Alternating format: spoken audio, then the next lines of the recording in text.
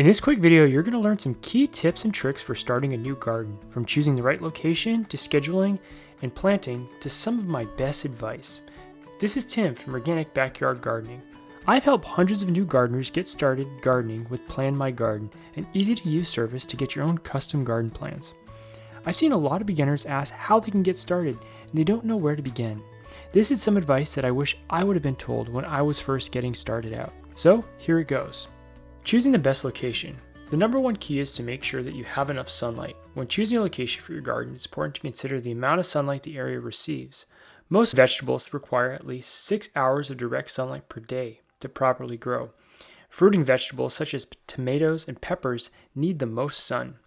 If you're planning on growing leafy greens or other shade-tolerant plants, a location with partial shade, let's say 4 to 6 hours of direct sunlight, may be suitable.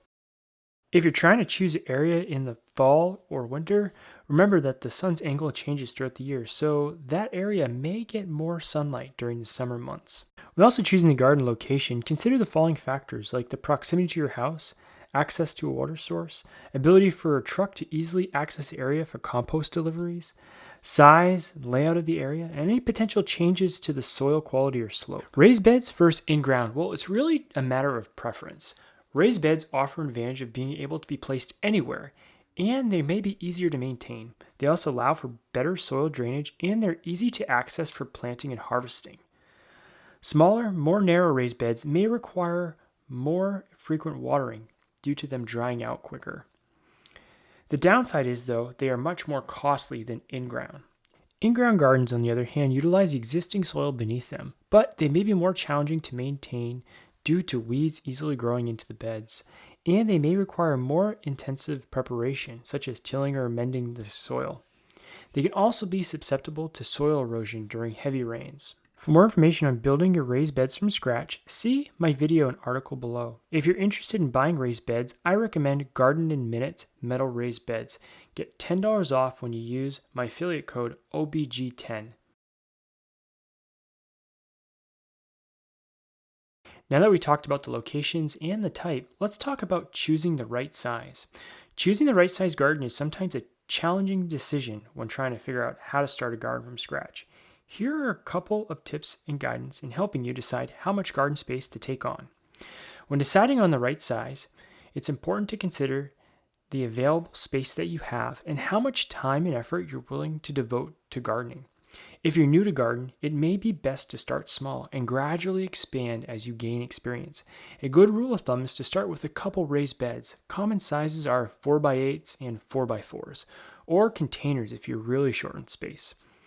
The square foot method can help you assess how many plants you can grow in that selected space.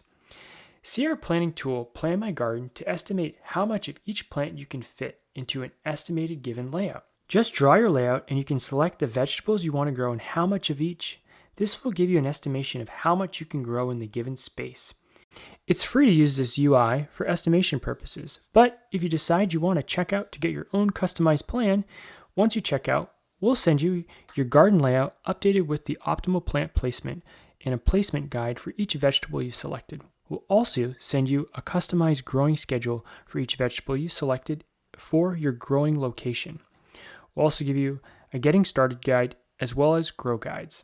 This is really unlike any other tool out there and takes a lot of the guesswork out of it and perfect for beginners.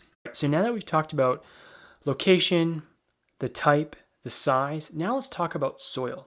Soil preparation is an essential step in getting your garden started. Quality soil can significantly affect the health and growth of your plants. When starting a garden from scratch, having bulk compost delivered is the most convenient and cost-effective way to get the soil you need for your garden. This is really important. You could use your in-ground soil and slowly amend it over years, take soil tests, and try to figure out how to properly amend the soil, or you could skip all of these steps, never do a soil test, and just get bulk compost delivered. This is what I highly recommend, so you know you're starting with a clean slate and the best quality soil possible. Although there's an upfront cost to this is going to ensure that you have a solid foundation. I have this handy raised bed soil calculator on my site. You can use it to determine how much soil you're going to need to fill your raised beds.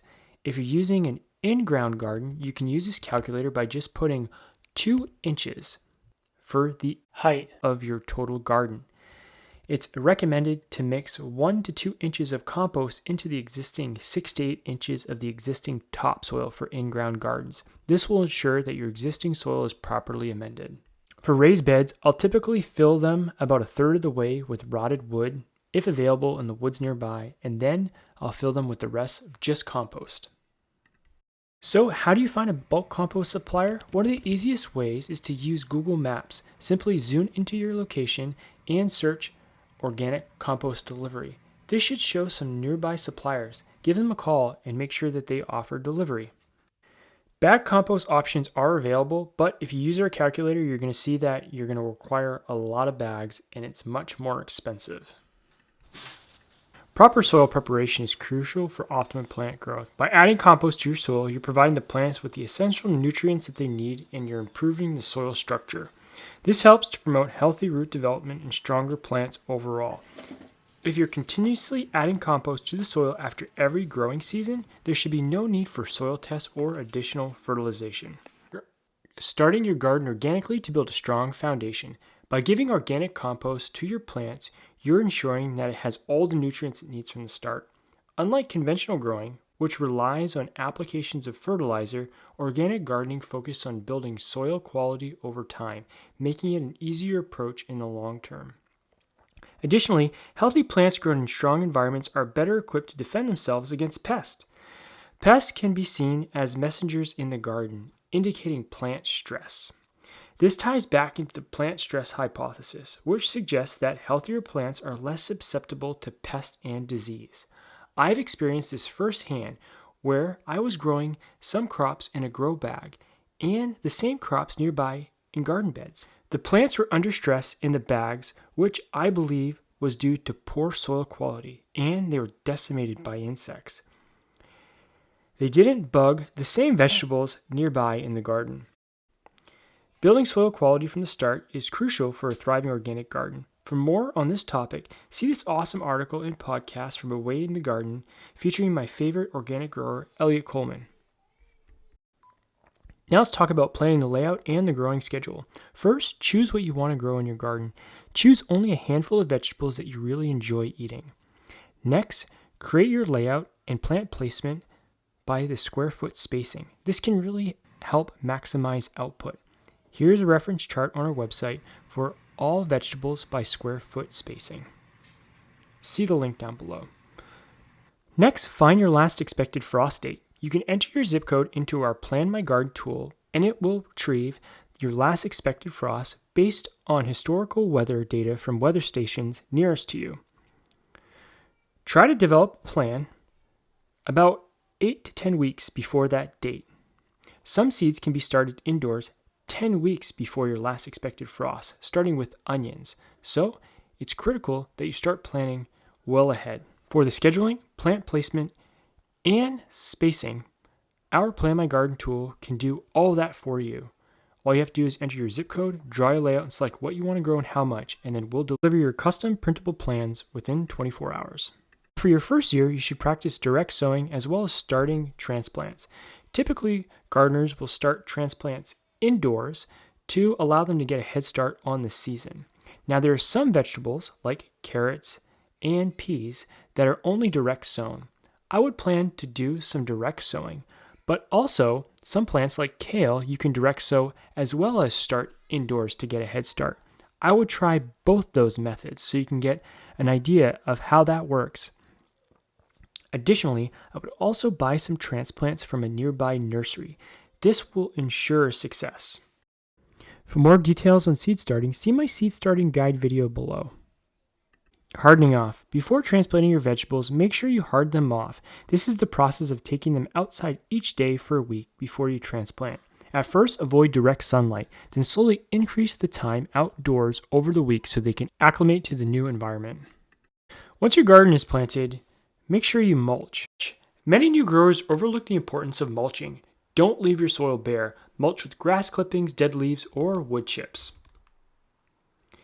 Mulch helps to retain moisture in the soil, suppress weeds, regulates soil temperature, and it breaks down and adds organic matter back into the soil.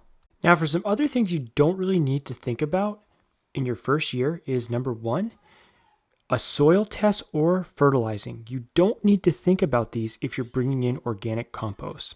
Number 2, drip irrigation. This can be a lot of work to set up, and it's really not required for your first year.